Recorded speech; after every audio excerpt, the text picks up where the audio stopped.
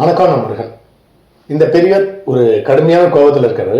அதற்கு காரணம் என்ன அப்படின்னு பார்க்கலாம். இந்த பெரியவர்கிட்ட இன்னைக்கு துப்பாக்கி கொடுத்தீங்கன்னா காந்தி உயிரோடு இருந்தால் காந்தி கண்டிப்பாக சுற்றுவார். அப்படிப்பட்ட நிலைமையில தான் இந்தியா போயிட்டு இருக்கு. இதை பற்றி சுருக்கமாக பார்க்கலாம். இந்த பெரியவர் திண்டுக்கல் மாவட்டத்தை சேர்ந்தவர். இவருக்கு ஒரு 450 சதுரடி நிலம் இருக்கு. அந்த நிலத்தை போலிப்பட்டா தயாரித்து அரசியல்வாதிகள் கைப்பற்றிட்டாங்க. உள்ளூர் அரசியல்வாதிகள் கைப்பற்றிட்டாங்க. இந்த சம்பவம் நடந்து 8 வருஷம் இருக்குது. தொடர்ந்து கலெக்டர் ஆஃபீஸுக்கு, கமிஷனருக்கு, எஸ்பிக்கு, முதலமைச்சருக்கு, நீதிபதிக்கு எல்லாருக்கும் புகார் கொடுத்துட்டே இருக்காரு. எப்படி யாருக்கு புகார் கொடுத்தாலும் சரி, கடைசியாக ஒரே இடத்துல தான் வந்து சேருது. யாருமே இதனுடைய புகாரை எடுத்துக்கொள்வதே கிடையாது.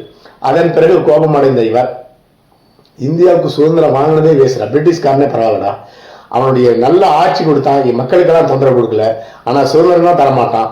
அப்படி சுதந்திரத்துக்காக போராடுங்க ஆயிரக்கணக்கான பேர் செத்துருக்காங்க. அவங்க சுதந்திரத்துக்காக போராடி செத்ததெல்லாம் டோட்டலாக வேஸ்ட்டுடா, நீங்கள் நாட்டையே நாசம் பண்ணிட்டீங்க அப்படின்னு சொல்லிட்டு குமுறி இருக்கிறாரு கலெக்டர் ஆஃபீஸில்.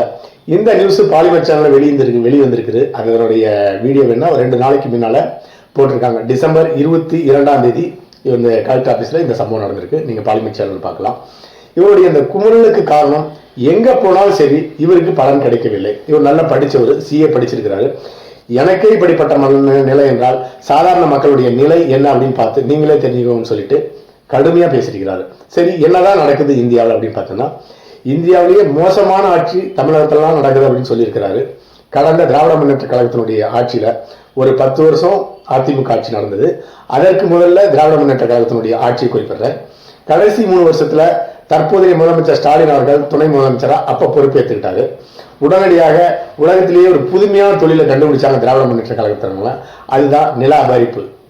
அடுத்தவங்க சொத்தை இவங்க வேலி போட்டு பட்டா போட்டுக்குவாங்க.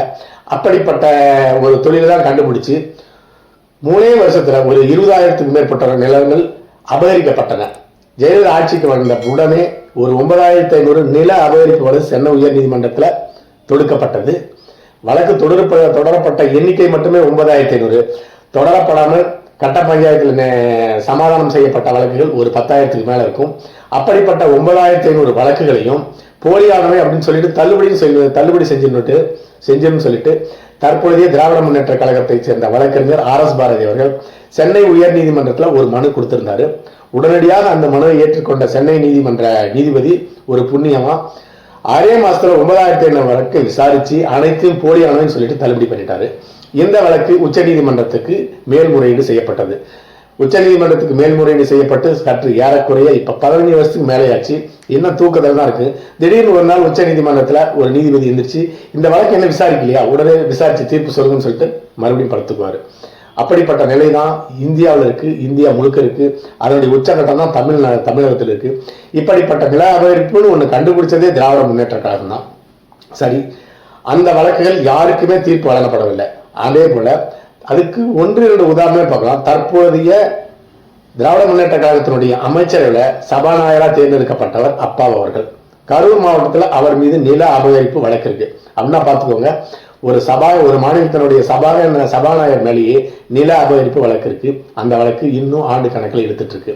இப்பொழுது 2 நாட்களுக்கு முன்பாக சென்னை உயர் நீதிமன்றம் தற்போதைய திராவிட முன்னேற்ற கழகத்தினுடைய சுகாதாரத்துறை அமைச்சர் மா சுப்பிரமணியன் அவர்களுடைய நில அபகரிப்பு வழக்கை விசாரிச்சு முடிச்சுட்டாங்க. ஆனா தீர்ப்பு தேதி குறிப்பிடாம ஒத்தி வச்சிருக்கிறாங்க. எவ்வளவு சீக்கிரம் தீர்ப்பெல்லாம் சொல்லிட மாட்டாங்க. அதற்கு இன்னும் ஒரு 20 வருஷம் ஆகும். இப்படிப்பட்ட நிலை இருக்கிறதுனாலதான் இந்த முதியவர் சுதந்திரம் வாங்கினதே தப்புடா, நீங்க எல்லாம் நாட்டை கொள்ளடிக்கிறங்க, எங்க கூடயே இருந்து எங்க கூடயே வளர்ந்து எங்களையே நீங்க துரோகம் பண்ணுன்னு சொல்லிட்டு வெறுப்பா பேசியிருக்கிறாரு.